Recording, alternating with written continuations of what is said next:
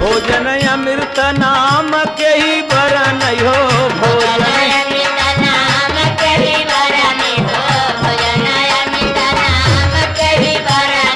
दाली भात तरकारी सिया राम के भजो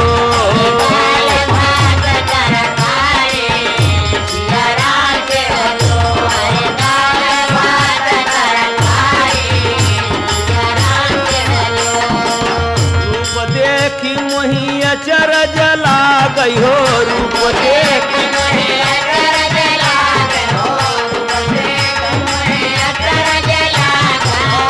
करत गति न्यारी सिया राम से भजो।